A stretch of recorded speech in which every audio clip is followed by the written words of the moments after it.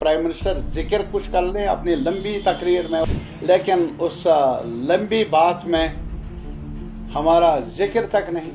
अदालत आलिया से हमारी ये उम्मीद थी क्या शायद वहाँ इंसाफ मिले, लेकिन पहलगाम की वारदात को याद दिलाया गया।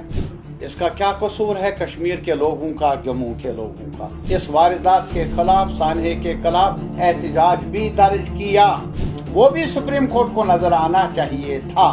चीफ मिनिस्टर को पहल करनी चाहिए कि ऑल पार्टीज मीटिंग बुलाए इस सवाल को लेकर कि रेस्टोरेशन ऑफ स्टेटहुड कोई फेवर नहीं है जम्मू कश्मीर के आवाम के लिए, ये हमारा आईनी हक है। कल भी लोग शायद हम सब इंतजार कर रहे थे प्राइम मिनिस्टर जिक्र कुछ कर ले अपनी लंबी तकरीर में, और कहा जाता है कि उन्होंने अपने दौर में सबसे ज़्यादा लंबी तकरीर की, लेकिन उस लंबी बात में हमारा जिक्र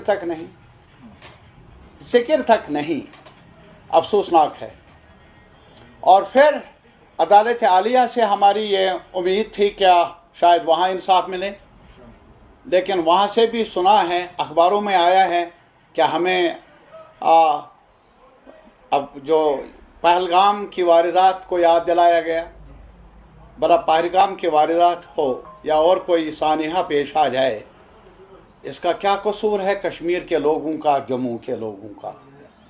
मैं एक बार ये कहना चाहूँगा, ये पहली वारदात नहीं, बहुत सारी वारदातें और भी हुई है इससे पहले भी, और ये सबक हासिल करना होगा हम सब ने कि ऐसी वारदातें न हों, और कश्मीरी आवाम ने सड़क पर आकर इस वारदात के खिलाफ, सानहे के खिलाफ एहतजाज भी दर्ज किया गाँवों शहरों में, वो भी सुप्रीम कोर्ट को नज़र आना चाहिए था। और ये भी नज़र आना चाहिए कि सिक्योरिटी मामलात बेहतर बन सकते हैं अगर आप आवाम में एतमाद पैदा कर लें, आवाम का साथ हासिल कर लें, आवाम के अंदर एक जज्बा पैदा कर लें, कॉन्फिडेंस पैदा कर लें।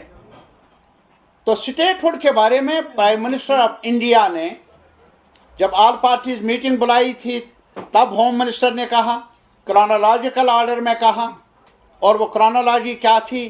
पहले डिलिमिटेशन, फिर इलेक्शन और फिर रेस्टोरेशन ऑफ स्टेटहुड।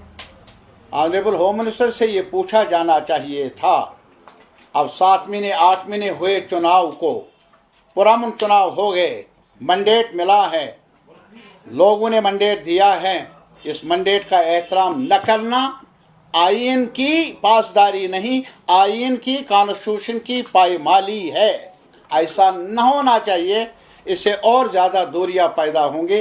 बहरहाल आने वाले वक्त में सुप्रीम कोर्ट का फैसला क्या होगा, हमारा फैसला, जम्मू कश्मीर के आवाम का फैसला यही है, जो हमसे छीना गया हुकूक जो आईन में दर्ज हैं, आईन में दर्ज रहे हैं, उनको वापस दिया जाए, रेस्टोर किया जाए। ये हमारी मुश्तरका मांग है।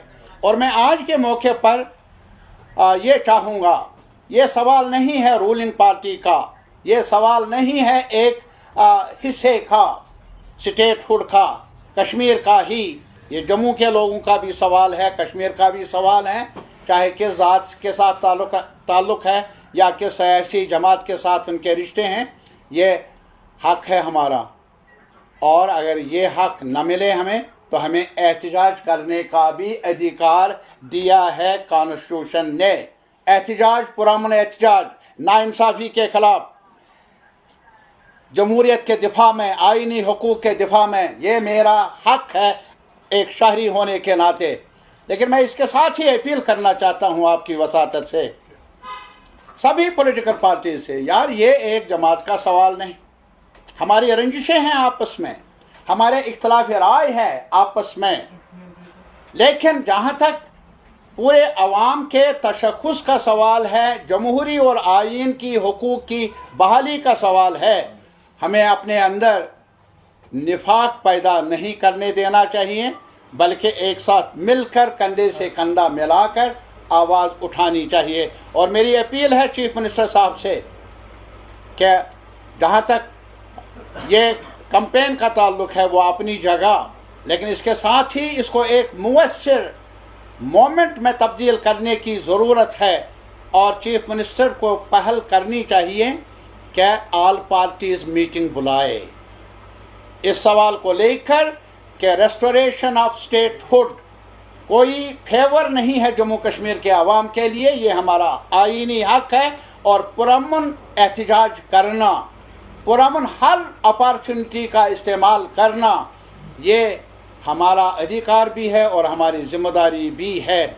और चीफ मिनिस्टर साहब को ऑल पार्टीज़ मीटिंग बुलानी चाहिए चाहे, ताकि एक साथ मिलकर हम एक लाहे अमल मुरतब कर लें आवाज़ उठाने के लिए, अपॉर्चुनिटीज़ को ढूंढने के लिए, ताकि आवाम को मज़ीद